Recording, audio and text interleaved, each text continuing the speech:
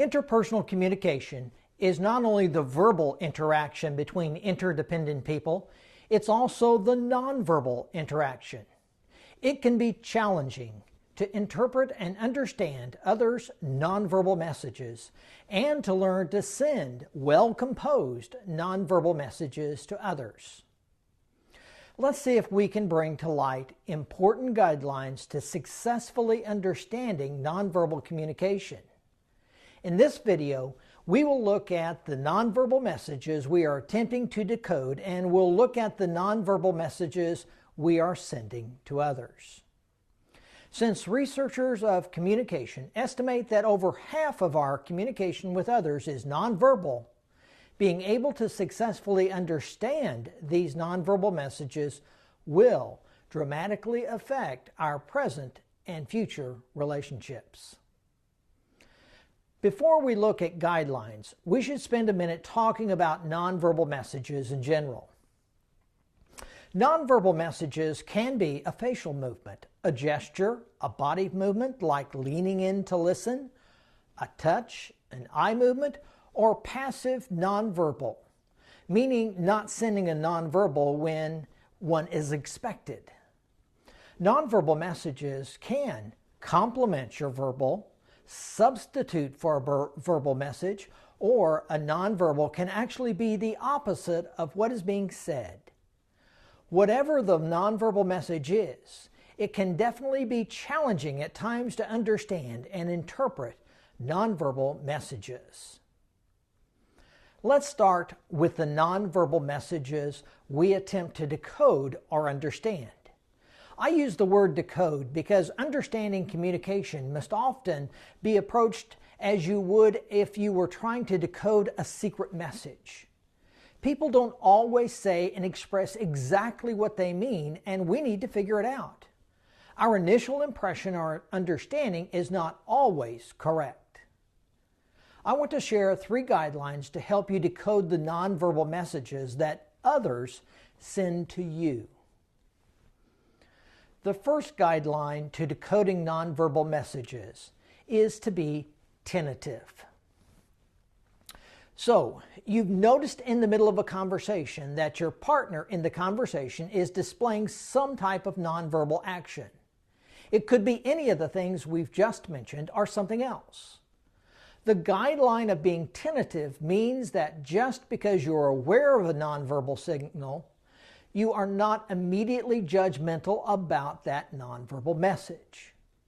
A good practice is to develop a hypothesis about what you think it means and check it out by asking questions instead of assuming. Conversations where you ask questions more than getting defensive are always more productive. The second guideline to help you decoding nonverbal messages is to consider cultural context. We are aware of the fact that people in or from other countries or nationalities do have different nonverbal signals that they might send. But we sometimes forget that everyone has a somewhat different cultural background and context they are from. For example, some families cry when they experience the loss of a loved one. Some wail, some are stoic, and others tend to laugh or celebrate. Attempt to think about what this confusing nonverbal message or messages might mean to these individuals who are from a different background, a different culture, different families, or simply from other regions of the country, socioeconomic influences, and the list could go on. The point is, the nonverbal message you are trying to figure out may be connected to a cultural context. The third guideline to help you decode nonverbal messages is to consider the multitude of factors that influence messages. Someone might be feeling ill and his or her nonverbal indicators are out of whack. The person might have just received some bad news and they are trying to keep it together. Or the person you are talking to has conflicting feelings about the situation that has absolutely nothing to do with you. There are so many reasons someone's nonverbal communication might be hard to interpret. The best path is the path of not jumping to conclusion and to continue to attempt to try to figure it out. Ask questions if appropriate to the moment, and remember there are a multitude of things that influence people's nonverbal messages. Let's transition now to guidelines for the nonverbal messages you are sending. There are 3 quick guidelines we should remember.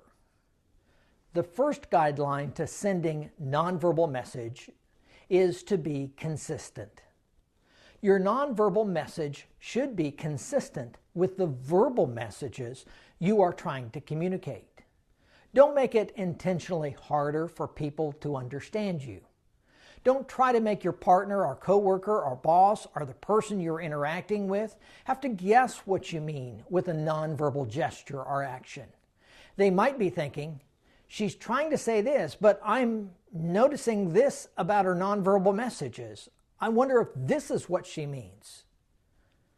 The second guideline in sending nonverbal messages is to monitor your messages. Others are going to be quick to pick up on and be aware of what you are doing nonverbally. In fact, they might listen more to your nonverbal messages than your verbal messages. Think about what your nonverbal messages are saying and be a careful self-monitor of those messages to make sure your nonverbal signals mean what you intend. The third guideline in sending nonverbal messages is to think about what is socially or culturally appropriate. For North American cultures, eye contact is considered important, but not all cultures would agree. Another example is that touching others, even shaking hands, is something that should be approached cautiously, as others from different backgrounds can easily interpret this in unintended ways. Consider the culture and societal norms for your nonverbal behavior. But more important, consider the cultural and societal norms of the person with whom you are interacting. If you want to be interpreted correctly, stay within these norms.